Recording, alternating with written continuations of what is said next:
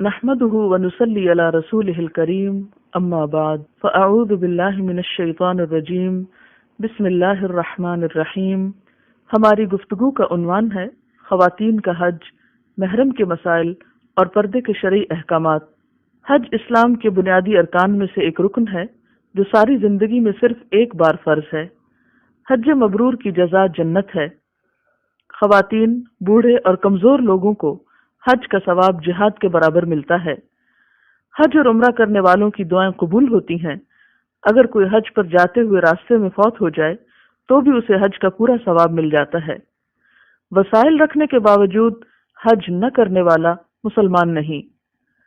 حضرت علی رضی اللہ تعالیٰ عنہ سے روایت ہے کہ رسول اللہ صلی اللہ علیہ وسلم نے فرمایا، جس نے قدرت کے باوجود حج نہ کیا اس کے لیے برابر ہے کہ یہودی ہو کر مرے یا عیسائی ہو کر۔ استطاعت رکھنے والوں پر حج کرنا فرض ہے۔ وَلِلَّهِ عَلَى النَّاسِ حِجُّ الْبَيْتِ مَنِ اسْتَطَاعَ إِلَيْهِ سَبِيلًا وَمَنْ كَفَرَ فَإِنَّ اللَّهَ غَنِيٌّ عَنِ الْعَالَمِينَ۔ لوگوں پر اللہ کا یہ حق ہے کہ جو اس گھر تک پہنچنے کی استطاعت رکھتا ہو وہ اس کا حج کرے، اور جو کوئی اس حکم کی پیروی سے انکار کرے تو اسے معلوم ہو جانا چاہیے کہ اللہ تمام دنیا والوں سے بے نیاز ہے۔ مرنے والے پر حج فرض ہو تو اس کے وارثوں کو اس کی طرف سے حج بدل کرنا چاہیے۔ حج کثیر المقاصد اور کثیر الفوائد عبادت ہے، تو اس سے پتہ چلتا ہے کہ حج ہر صاحب حیثیت مسلمان مرد اور عورت پر فرض ہے، لیکن سفر حج کے لیے عورت کے ساتھ خاوند یا کسی محرم کا ہونا شرط ہے۔ رسول اللہ صلی اللہ علیہ وسلم نے فرمایا، کوئی مرد کسی عورت سے تنہائی میں نہ ملے الا یہ کہ اس کا محرم ساتھ ہو، نہ ہی کوئی عورت محرم کے بغیر سفر کرے۔ ایک آدمی کھڑا ہوا اور اس نے عرض کیا، اے اللہ کے رسول صلی اللہ علیہ وسلم، میری بیوی حج کے لیے جا رہی ہے اور میں نے فلاں فلاں غزوہ میں اپنا نام لکھوا دیا ہے۔ آپ نے فرمایا، جاؤ اور اپنی بیوی کے ساتھ حج کرو۔ حج یا عمرہ ادا کرنے کے لیے میقات سے بغیر احرام کے گزرنا درست نہیں۔ اگر خواتین حالت حیض میں ہوں تو بھی میقات سے احرام کی نیت ضروری ہے۔ پاکستان سے جانے والے حجاج عموماً حج تمتع کی نیت کرتے ہیں، اس لیے ایام حج سے پہلے مکہ پہنچ کر عمرہ ادا کیا جائے گا۔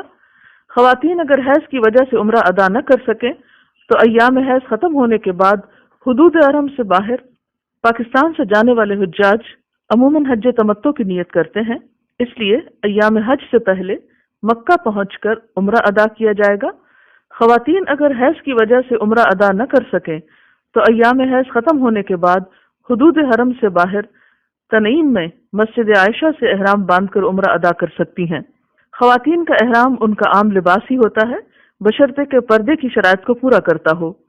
خواتین حالت احرام میں زیور، گھڑی، اینک وغیرہ استعمال کر سکتی ہیں، نیز رنگین کپڑے بھی پہن سکتی ہیں۔ بخاری میں ہے کہ حضرت عائشہ کے نزدیک عورت کے لیے حالت احرام میں زیور پہننے، سیاہ اور گلابی رنگ کا کپڑا پہننے اور موزے پہننے میں کوئی حرج نہیں، لیکن خوشبو اور میک اپ کا استعمال درست نہیں۔ اسی طرح بال کاٹنا بھی منع ہے۔ خواتین کے احرام میں نقاب اور دستانوں کا استعمال بھی ممنوع ہے۔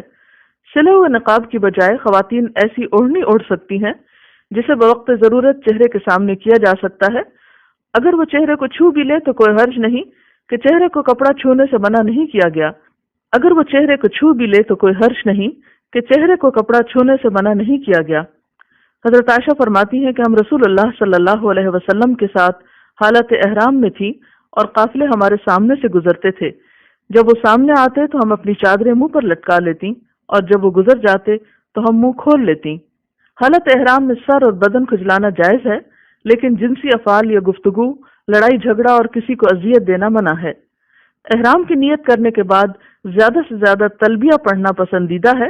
تلبیہ کے الفاظ یہ ہیں، لبیک اللہم لبیک، لبیک لا شریک لک لبیک، ان الحمد والنعمت لک والملک لا شریک لک۔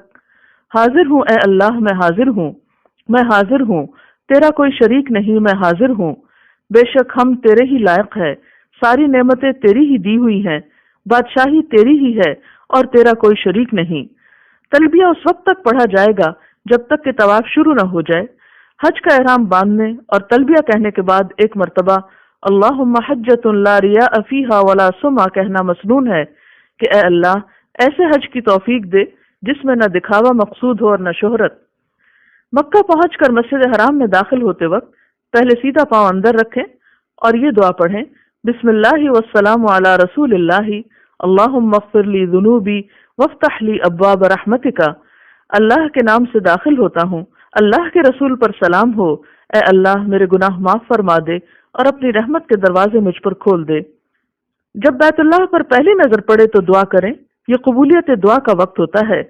کعبۃ اللہ کے قریب پہنچ کر حجر اسود سے طواف کا آغاز کریں۔ خانہ کعبہ کے گرد 7 چکر لگانے کا نام طواف ہے۔ ہر چکر حجر اسود سے شروع ہو کر حجر اسود پر ہی ختم ہوتا ہے۔ یاد رکھیے حج میں نہ تو حجر اسود کی عبادت کی جاتی ہے اور نہ ہی خانہ کعبہ کی، بلکہ عبادت تو اس گھر کے رب ہی کی جاتی ہے، جیسا کہ قرآن پاک میں آتا ہے فَلْيَعْبُدُوا رَبَّ هَذَا الْبَيْتِ، بس ان کو چاہیے کہ اس گھر کے رب کی عبادت کریں۔ طواف کے لیے باوضو اور نجاست سے پاک ہونا شرط ہے، اگرچہ طواف کی ابتدا حجر اسود کو چومنے سے ہوتی ہے، لیکن اگر رش یا بھیڑ کی وجہ سے چومنا یا چھونا دشوار ہو تو حجر اسود کی طرف ہاتھ سے اشارہ کرنا کافی ہے۔ بعض لوگ اس لکیر پر جس سے حجر اسود کی نشاندہی ہوتی ہے کافی دیر کے لیے کھڑے ہو کر دعائیں پڑھنے لگتے ہیں اور دوسرے لوگوں کے لیے زحمت کا باعث بنتے ہیں۔ ایسے میں کوشش کیجئے کہ جب آپ اس مقام پر پہنچیں تو دایاں ہاتھ اٹھا کر حجر اسود کی طرف اشارہ کرتے ہوئے بسم اللہ اللہ اکبر پڑھ کر فوراً آگے بڑھ جائیں۔ اس جگہ پر رک کر دوسروں کو اذیت نہ دیں، اور خاص طور پر خواتین تو ایسے موقعوں پر مردوں سے ہرگز گتھم گتھا نہ ہوں۔ حجر اسود کے علاوہ رکن یمانی کو چھونا بھی مسنون ہے، لیکن اگر ایسا ممکن نہ ہو تو اشارے کی ضرورت نہیں، اور بھیڑ کے وقت خاص طور پر رکن یمانی کو چھونے کی کوشش نہ کی جائے۔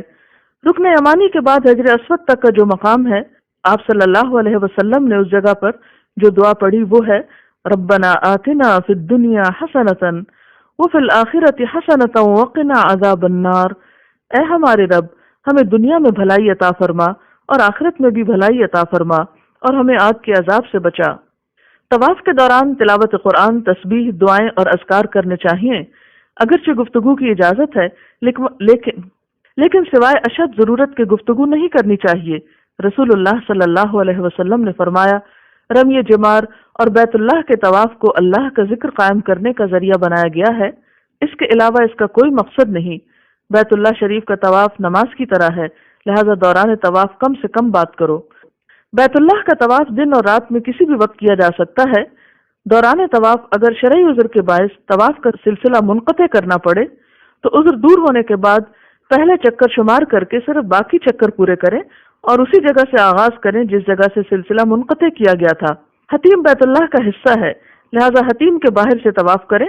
طواف ختم ہونے پر مقام ابراہیم کے قریب 2 رکعت نماز ادا کریں۔ اگر وہاں جگہ نہ ہو تو پوری مسجد میں جہاں بھی جگہ ملے 2 نفل ادا کر لیں، اور اس میں بھی کوشش کریں کہ مردوں کے قریب نہیں بلکہ خواتین کے لیے مختص کیے گئے حصے میں نماز ادا کی جائے۔ رسول اللہ صلی اللہ علیہ وسلم نے طواف کی رکعتوں میں سے ایک رکعت میں قل یا ایھا الکافرون اور دوسری میں قل ھو اللہ احد کی تلاوت فرمائی۔ طواف ختم ہونے پر زمزم پئیں، کچھ سر پر بھی ڈال سکتے ہیں، اور زمزم پینے سے قبل دعا مانگے کیونکہ یہ بھی قبولیت کا وقت ہے۔ رسول اللہ صلی اللہ علیہ وسلم نے فرمایا زمزم کا پانی جس نیت سے پیا جائے وہ پوری ہوتی ہے، لہٰذا میں اس نیت سے پیتا ہوں کہ قیامت کے روز میدان حشر میں پیاس کی شدت سے محفوظ رہوں۔ زمزم کا پانی پینے کے بعد صفا و مروہ کی طرف جا کر سعی کی ابتدا کرنی چاہیے۔ سعی حج یا عمرہ کا رکن ہے، یہ ادا نہ کیا جائے تو حج و عمرہ ادا نہیں ہوتا۔ سعی صفا سے شروع ہوگی اور مروہ تک 1 چکر شمار ہوگا، اسی طرح مروہ سے صفا تک دوسرا، اور یوں 7 چکر مکمل کیے جائیں گے جو مروہ پر مکمل ہوں گے۔ صفا پہاڑی پر اتنا چڑھیں کہ بیت اللہ نظر آئے اور قبلہ رخ ہو کر یہ مسنون الفاظ کہیں لا الہ الا اللہ وحدہ لا شریک لہ لہ الملک ولہ الحمد وہو علی کل شیء قدیر لا الہ الا اللہ وحدہ انجز وعدہ ونصر عبدہ وہزم الاحزاب وحدہ۔ اللہ کے سوا کوئی الہ نہیں، وہ اکیلا ہے، اس کا کوئی شریک نہیں، بادشاہی اور تعریف اسی کے لیے ہے، وہ ہر چیز پر قادر ہے۔ اللہ کے سوا کوئی الہ نہیں، وہ اکیلا ہے، اس نے اپنا وعدہ پورا کیا اور اپنے بندے کی مدد فرمائی اور تمام لشکروں کو اکیلے ہی شکست دی۔ صفا اور مروہ سب ستونوں کے درمیان مردوں کو دوڑنے کا حکم ہے، مگر عورتیں اپنی عام رفتار سے چلیں۔ کسی عذر کی بنا پر سواری پر بھی سعی کی جا سکتی ہے۔ سعی کے دوران بھی کثرت سے دعائیں کریں، تسبیح و تحلیل کریں اور حمد و ثنا کریں، درود شریف پڑھیں۔ یعنی جو بھی اللہ کا ذکر ممکن ہو کرتے رہیں، سعی کے دوران باوضو ہونا شرط نہیں۔ یاد رکھیے سعی کے اختتام پر احرام کھول دیں۔ اس موقع پر خواتین صرف 1 یا 2 پور انگلی کے برابر بال کاٹیں، نہ کہ سارے بالوں کی ٹرمنگ، یہ ضروری نہیں۔ عورتیں اس بات کا بھی خیال رکھیں کہ بال مردوں کے سامنے نہ کاٹیں، الگ سے ایک طرف ہو کر کاٹیں۔ عمرہ مکمل ہونے پر جب مسجد سے باہر نکلیں تو بایاں پاؤں پہلے مسجد سے نکالیں اور یہ دعا پڑھیں، بسم اللہ والسلام علی رسول اللہ، اللہم اغفر لی ذنوبی وافتح لی ابواب فضلک۔ اللہ کے نام کے ساتھ مسجد سے نکلتا ہوں، اللہ کے رسول پر سلام ہو، اے اللہ میرے گناہ معاف فرما اور اپنے فضل کے دروازے میرے لیے کھول دے۔ عمرے کی ادائیگی کے بعد ایام حج تک قیام مکہ کے دوران اگر آپ مسجد حرام میں نماز پڑھ رہے ہیں تو اس صورت میں باجماعت نماز کی ادائیگی کا طریقہ اچھی طرح سیکھ لیں۔ خاص طور پر صف درست رکھنے کی کوشش کریں۔ اگر کوئی دوسرا دور بھی کھڑا ہے تو آپ اس کے ساتھ جڑ جائیں۔